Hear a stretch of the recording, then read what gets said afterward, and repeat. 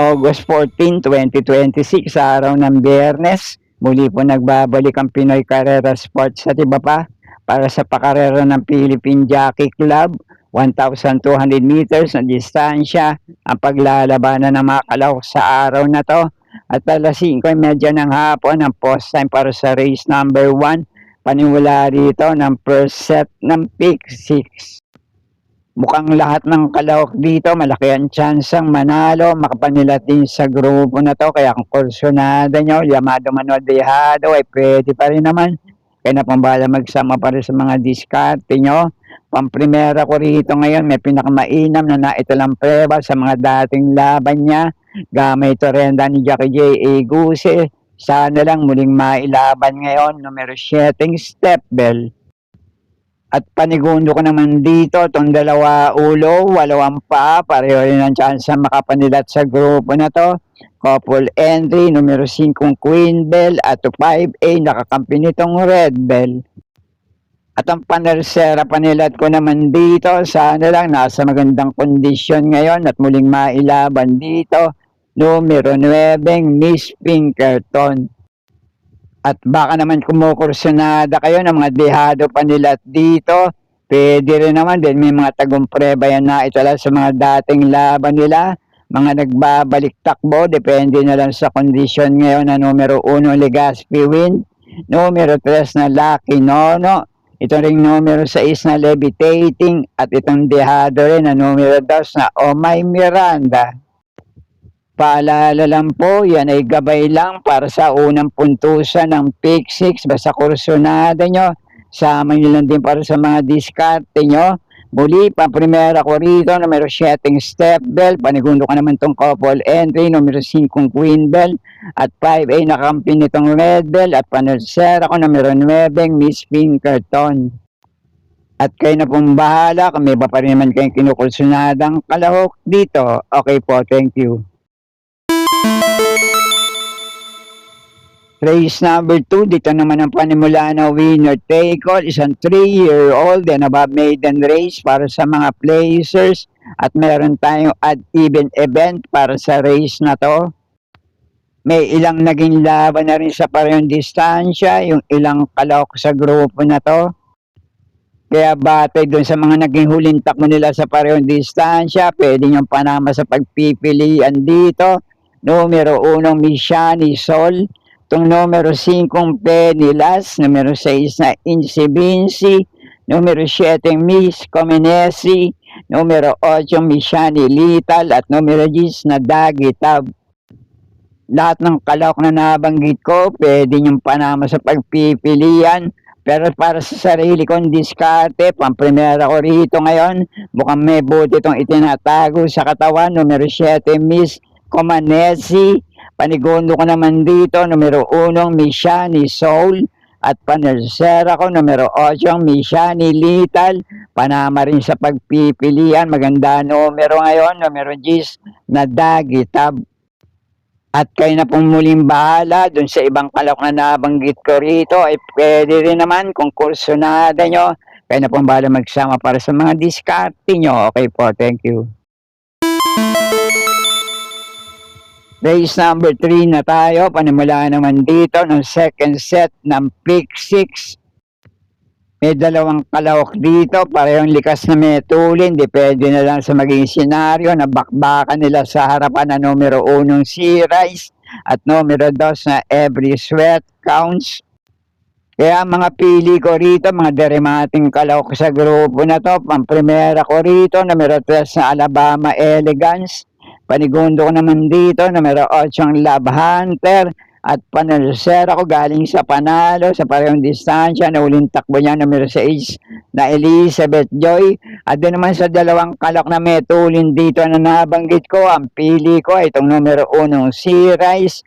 Kaya na pong bala kung may papanin man kayong kinukursunadang kalahok sa race na to. Okay po, thank you.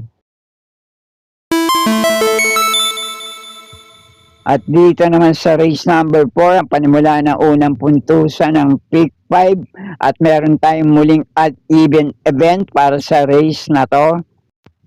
Isang magandang laban din to para sa 5 bandera at 5 deremating kalahok sa grupo na to.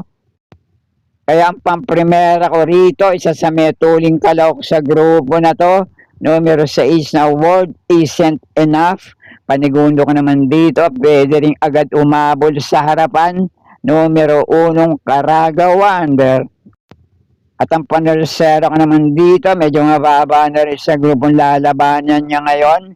Depende na lang sa kondisyon. Numero 2 na Douglas Peer. Kaya muli, pamprimero ko pa rin sa race na to. Numero 6 na Word Isn't Enough. Panigundo ko naman to numero 1 Caraga Wonder.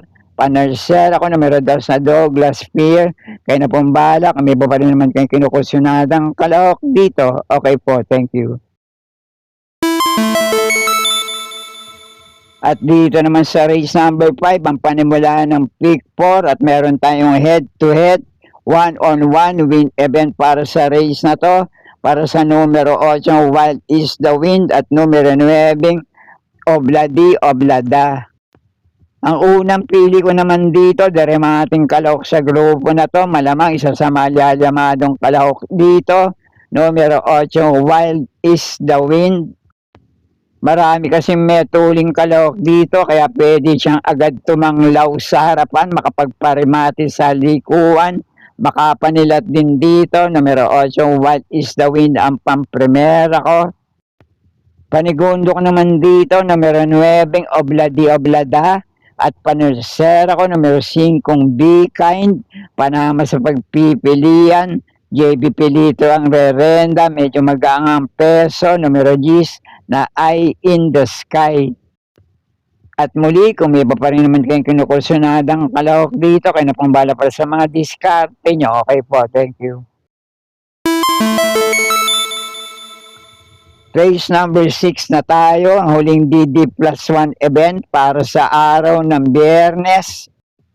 Batay dun sa mga naging huling takbo ng ilang kalahok dito sa parehong distansya.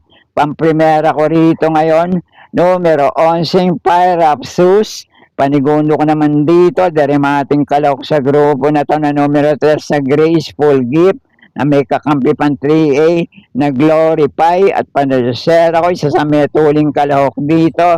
Baka lang makalagwas sa harapan, numero 2 na Bannerloo. Kaya muli para sa race number 6, pamprimera ko rito, numero 11, Pyrapsus. Panigundo ko naman dito, numero 3 sa Graceful Gift na may kakampi pa 3A na Glorify. At panersera ko, numero 2 na Bannerloo. Kaya na pumbala para sa mga diskarte nyo sa race na to. Okay po, thank you. At dito na tayo sa penultimate race, race number 7. Meron tayong head-to-head, one-on-one win event para sa race na to. Para sa numero 1 na Kai at numero 2 na Kan Kalukwin. Mukhang anybody's race, anybody's chance tayo para sa ilang metulin at mga deremating kalahok sa grupo na to. Kaya batay na lang dun sa mga naging huling takbo sa parehong distansya ng ilang kalahok sa grupo na to. Pamprimera ko na rin dito, numero 7, Windfall. Panigundo ko naman dito, numero 6 na Party for Us. At ang panersera ko naman dito, medyo may kabigatan nga lang ang peso, numero 5, Red Queen. Kaya muli, para sa race number 7, pamprimera ko rito, numero 7, Windfall. Panigundo ko naman ito, numero 6 na Party for Us. At panersera ko, numero 5, Red Queen. Kaya na pong bahala, kami ba pa rin naman kayong kinukursunadang kalahok sa race na to. Okay po, thank you. At narito na tayo sa huling karera para sa araw ng Biyernes. Race number 8, last race paratingan. 4 ang pili kong kalahok dito. Kaya na pong bala para sa mga kinukursunada yung kalahok sa grupo na to. Pamprimera ko rito ngayon, isa sa metuling kalahok na numero 5 Sahib. Panigundo ko naman dito, pwede rin agad nasa harapan. Numero 7 Primero Soldado. At panersera ko, isa ring metuling kalahok sa grupo na to, numero 10 na Malibu Bell. At ang pandihado panilat ko rito, sama nyo lang kung kursunada nyo, numero 1 Chef Cat. Kaya muli para sa last race paratingan, pamprimera ko rito, numero 5 Sahib. Panigolo ko naman dito, numero 7, Primero Soldado. Panusel ko numero 10 na Malibu Bell. Panama sa pagpipilian Dehado, numero 1, Chef Cut. Kaya napumbala para sa mga diskarte nyo sa race na to. At sana muling matapat sa tama yung mga pilit kursunada para sa araw ng Biyernes dito sa Philippine Jockey Club. Good luck po sa inyo lahat. Happy racing at maraming salamat po.